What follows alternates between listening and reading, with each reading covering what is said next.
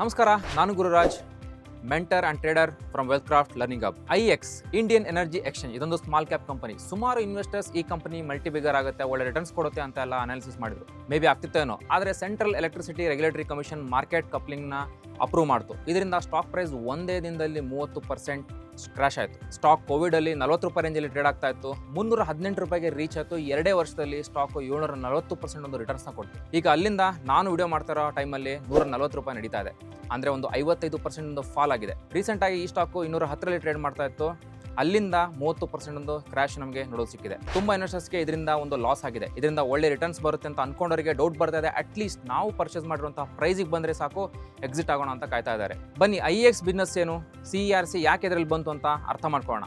Complete ಆಗಿ ಈ video ಕೊನೆವರೆಗೂ ನೋಡಿ. ಸ್ಟಾಕ್ ಮಾರ್ಕೆಟ್ ಹಾಗೆ ಅದರ ಬೆಳವಣಿಗೆ ಬಗ್ಗೆ ಕಾಂಪ್ಲೆಕ್ಸ್ ಆಗಿರುವ ವಿಷಯ ಸಿಂಪಲ್ ಆಗಿ ಅರ್ಥ ಮಾಡಿಸುವ ಪ್ರಯತ್ನ ನಮ್ಮದು. ಹಾಗೆ ನಿಮ್ಮ ಅಭಿಪ್ರಾಯ ಕಮೆಂಟ್ ಬಾಕ್ಸಲ್ಲಿ ತಿಳಿಸೋದು ಮರಿಬೇಡಿ.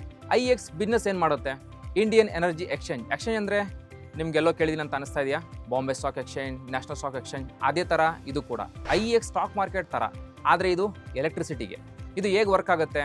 ಸ್ಟಾಕ್ ಮಾರ್ಕೆಟಲ್ಲಿ ಜನ ಶೇರ್ಸ್ನ ಬೈ ಆ್ಯಂಡ್ ಸೆಲ್ನ ಮಾಡ್ತಾರೆ. ಐಎಕ್ಸಲ್ಲಿ ಎಲೆಕ್ಟ್ರಿಸಿಟಿ ಬೈ ಮತ್ತು ಸೆಲ್ ಆಗುತ್ತೆ. ಆಕ್ಷನ್ ಸಿಸ್ಟಮ್ ಥ್ರೂ ಒಂದು ಪ್ರೈಸ್ನ ಡಿಸೈಡ್ ಮಾಡ್ತಾರೆ. ಹಾಗೆ ಇದನ್ನು ಯಾರೆಲ್ಲ ಟ್ರೇಡ್ ಮಾಡ್ಬೋದು? ಸ್ಟೇಟ್ ಎಲೆಕ್ಟ್ರಿಸಿಟಿ ಬೋರ್ಡ್ ಹಳ್ಳಿಗೆ ಮತ್ತು ಸಿಟಿಗೆ ಕರೆಂಟ್ನ ಸಪ್ಲೈ ಮಾಡೋದಕ್ಕೆ, ಪವರ್ ಪ್ರೊಡ್ಯೂಸ್ ಮಾಡುವ ಕಂಪನಿಗಳು, ಹಾಗೆ ಪವರ್ ಟ್ರಾನ್ಸ್ಮಿಷನ್ ಕಂಪನಿಗಳು ಇದರಲ್ಲಿ ಭಾಗವಹಿಸುತ್ತೆ. ನಿಮ್ಗೇನಾದರೂ ಕನ್ಫ್ಯೂಷನ್ಸ್ ಆಗ್ತಾ ಇದೆಯಾ? ಬನ್ನಿ, ನಾನು ನಿಮಗೆ ಇದನ್ನು ಇನ್ನೂ ತುಂಬ ಸಿಂಪಲ್ ಆಗಿ ಅರ್ಥ ಮಾಡಿಸ್ತೀನಿ. ಈಗ ಬೆಂಗಳೂರಲ್ಲಿ ಕರೆಂಟ್ ಶಾರ್ಟೇಜ್ ಇದೆ, ಕನ್ಸಂಪ್ಷನ್ ಜಾಸ್ತಿ ಇದೆ, ಇರೋಂತಹ ಕರೆಂಟು ಸಾಲ್ತಾ ಇಲ್ಲ.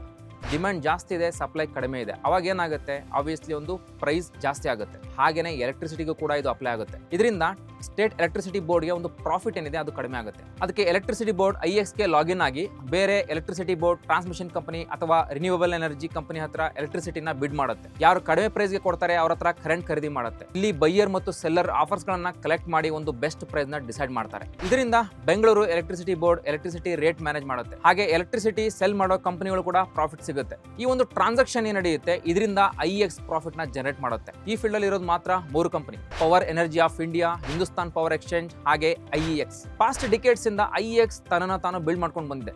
90% ಎಲೆಕ್ಟ್ರಿಸಿಟಿ ಟ್ರೇಡ್ ಆಗೋದು ಇಲ್ಲೇ. ಅಂದ್ರೆ ಕಂಪ್ಲೀಟ್ ಮೊನೋಪಲಿ, ಒಂಥರ ಬಿಗ್ ಬಾಸ್ ತರ ಎಲೆಕ್ಟ್ರಿಸಿಟಿ ಟ್ರೇಡಿಂಗ್ ನಲ್ಲಿ ಆ ತರ ತನ್ನ ಮಾರ್ಕೆಟ್ ನ ಇದು ಕ್ರಿಯೇಟ್ ಮಾಡ್ಕೊಂಡಿದೆ. ಇದನ್ನ ನೋಡಿದ ಇನ್ವೆಸ್ಟರ್ಸ್ಗೆ ಇದು ತುಂಬಾ ಇಷ್ಟ ಆಯ್ತು.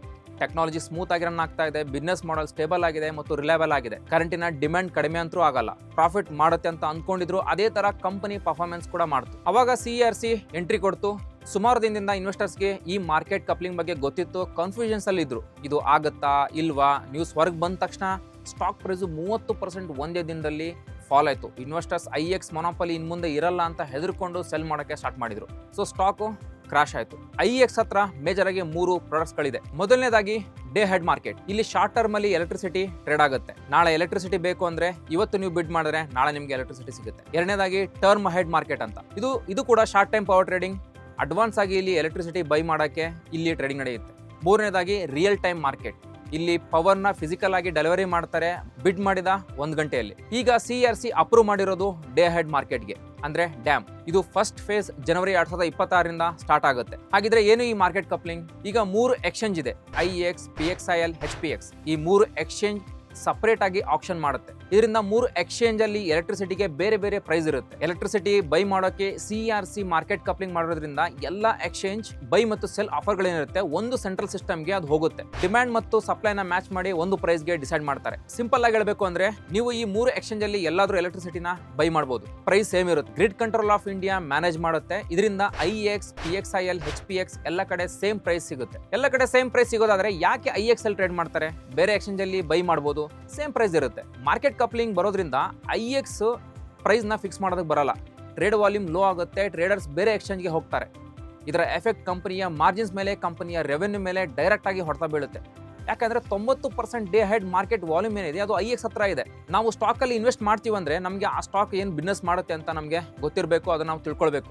IEX ಕಂಪ್ಲೀಟ್ ಆಗಿ ಮಾರ್ಕೆಟ್ ಕ್ಯಾಪ್ಚರ್ ಮಾಡಿದ್ರೆ ಅದೇ ಪ್ರೈಸ್ ಡಿಸೈಡ್ ಮಾಡೋದಾದ್ರೆ ಎಲೆಕ್ಟ್ರಿಸಿಟಿ ಪ್ರೈಸ್ ಕಡಿಮೆ ಸಿಗೋದು, ಜಾಸ್ತಿ ರೇಟಿಗೆ ಸಿಗಬಹುದು. ಕಂಪ್ಲೀಟ್ ಪ್ರೈವೇಟೈಸೇಷನ್ ಆದ್ರೆ ಮೊನೋಪಲಿ ಅವ್ರದೇ ನಡೆಯುತ್ತೆ. ಹಾಗಂತ ಗೌರ್ಮೆಂಟ್ಗೆ ಕಂಪ್ಲೀಟ್ ಆಗಿ ಎಂಟ್ರಿ ಆಗಕ್ ಬಿಟ್ರೆ ಈ ತರ ತಗೊಳ್ಳೋ ಡಿಸಿಷನ್ಸ್ ಇನ್ವೆಸ್ಟರ್ಸ್ಗೆ ಲಾಸ್ ಆಗುತ್ತೆ. ನೀವೇ ನೋಡಿ, ಒಂದೇ ದಿನದಲ್ಲಿ 30% ಸ್ಟಾಕ್ ಕ್ರಾಶ್ ಆಗಿದೆ. ಈ ವಿಚಾರ ಯಾರಿಗೆ ಮುಂಚೆ ಗೊತ್ತಿತ್ತು? ಈ ಕಂಪ್ನಿ ಬಗ್ಗೆ ಗೊತ್ತಿತ್ತು, ಅವರು ಮುಂಚೆ ಎಕ್ಸಿಟ್ ಆಗಿರ್ತಾರೆ.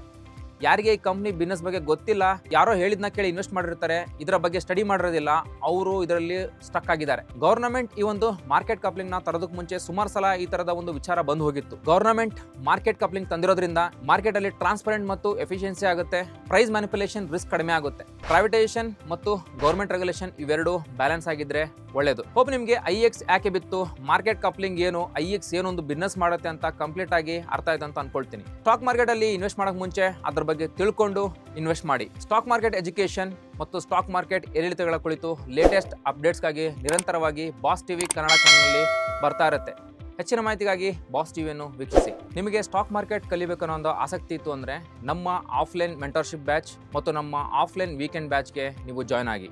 ನಮ್ಮ ಆಫೀಸು ರಾಜಾಜಿನಗರಲ್ಲಿ ಲೊಕೇಟ್ ಆಗಿದೆ. ಲೇಟೆಸ್ಟ್ ಹಾಗೂ ಇಂಟ್ರೆಸ್ಟಿಂಗ್ ಸುದ್ದಿಗಳಿಗಾಗಿ ಬಾಸ್ ಟಿವಿ ಕನ್ನಡ ಚಾನೆಲ್ನ ಸಬ್ಸ್ಕ್ರೈಬ್ ಮಾಡಿ. ಹಾಗೆಯೇ ಬೆಲ್ ಐಕಾನ್ ಪ್ರೆಸ್ ಮಾಡಿ. ಇದರ ಜೊತೆಗೆ ಫೇಸ್ಬುಕ್, ಇನ್ಸ್ಟಾಗ್ರಾಮ್, ಎಕ್ಸ್ನಲ್ಲೂ ಮಿಸ್ ಮಾಡದೆ ಫಾಲೋ ಮಾಡಿ.